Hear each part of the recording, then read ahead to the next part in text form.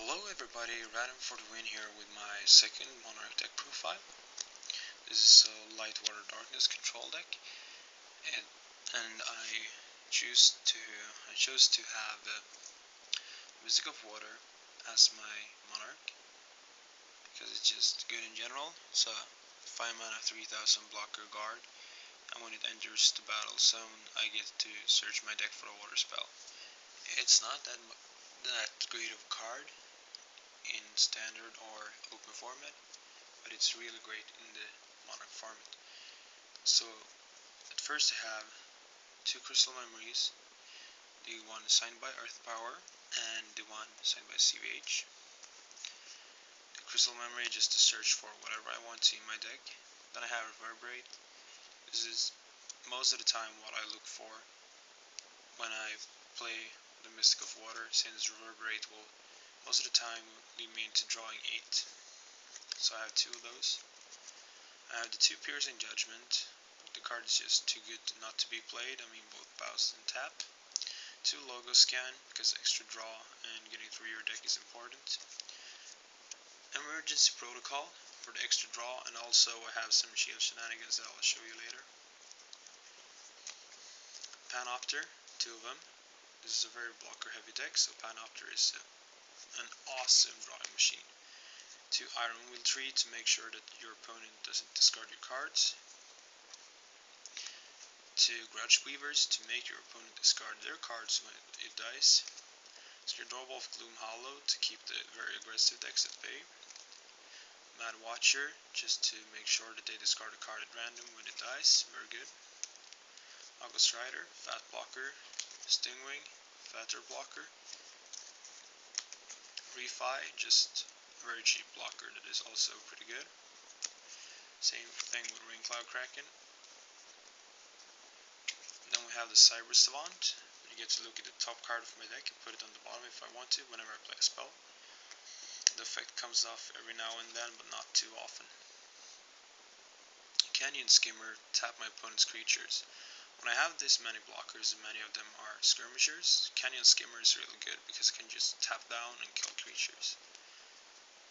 2 Hover Talons. Oh, messed up the order there. 2 Hover Talons because they're shield blast blockers, so they can flip the game around. Also, it combos with Emergency Protocol. Because I can play Emergency Protocol, I hit this shield, I play for free. If I have a Panopter, I draw a card and so on. So that's really good, especially since it's skirmisher. And then we have the Pincer Fin, that is the same thing but a card. Flare Inhibitor, a 1-of.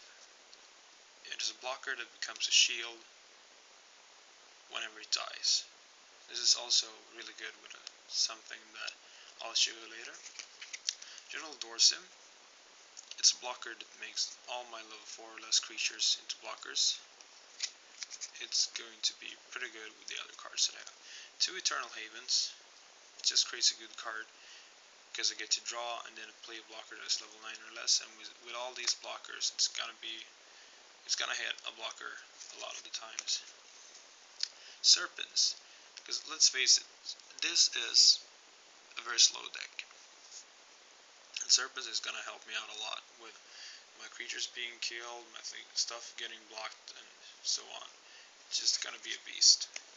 Gorgeous Fortress is gonna help out as well. I only have 1 of it, but it's so good because every time one of my creatures die, one of my creature dies, my opponent has to sacrifice 1. 2 Reapers, just really good together with Serpents. I sacrifice one of my creatures and they have to sacrifice one of their creatures. Underworld Stalker.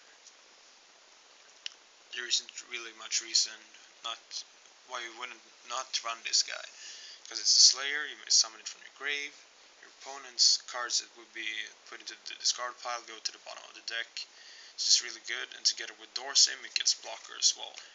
Targusher, Slayer that taps a creature when it dies. It's just crazy, and when that gets blocker, or you tap down your opponent's creature at first, you tap 1, you kill whatever it is with this, and then you tap another card. It's so good.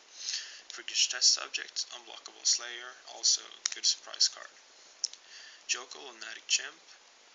I can banish it when it comes into field, and if I do that, I banish target untapped enemy creature. Since it's a shield blast, I can play Emergency Protocol, blast it and kill off one of their guys, so it's pretty good. I have 2 blinder beetles because I need extra tap. Tap's always good. Only 1 blinder beetle prime because I don't have that much bait for it.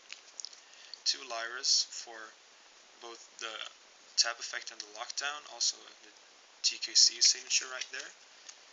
Containment field, so I can tap creatures equal to the number of creatures I have in the battle zone. That's also really good. Sonorous Arc Blast, tap everything. Chronarch, a one-off, that is pretty good. At the end of my opponent's turn, I may draw a card, and if I have any shields, I may put one of them in my hand and put a card from my hand into your shield zone. Yet again, it combos with Emergency Protocol, and I have a lot of stuff that I can control with it. 2 Spinning Terrors, just in case my opponent would play a very controlled deck, but against the more aggressive decks, this card will almost every single time go into mana. 2 Mesmerize, because you don't want your opponent to have control of the match. It's just such a good card when you get to search through your opponent's hand and take out whatever you want from it. 2 Bone Blades, just early removal. 2 Terror Pits, removal in general. Skull Shatter to remove all the cards from your opponent's hand. It's a very powerful card if you use it at the correct time. The one-off Kaijudo Cloud Legion. This also combos with Emergency Protocol. All my light creatures get Shield Blast. It is so amazing. It just feels so rewarding when you play the Kaijudo and turn after you, for example, you play Emergency Protocol and you hit Eternal Haven and Cassiopeia in shields. It's just unreal when that happened. Together with the Chronarch, it's easier as well.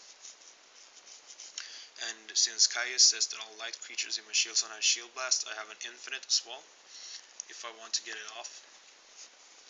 So the infinite is pretty much that I play the Flare Inhibitor that has blocker and goes into shield, and I block and it dies, and the shield gets broken, and Kaijudo says that it comes into play. So they have to get rid of Kaijudo first before they can kill Flare Inhibitor. A really fun card in this deck. 2 Andromeda the Citadel, because let's face it, it's the absolute best card ever, and it's a light water darkness control deck. Why wouldn't I run Andromeda? The extra shields, the extra creatures that they have to tap when they attack, she's just crazy.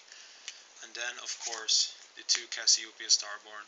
Just tap down everything and keep it tapped, both for board state control and just kill their creatures, or maybe going to finish the game because you know that they can't revenge attack you with anything else than Shield Blast creatures. So, that was my Light Water Darkness control deck for you in the Monarch format. I hope you guys enjoyed it. This is ratmforthewin, signing off.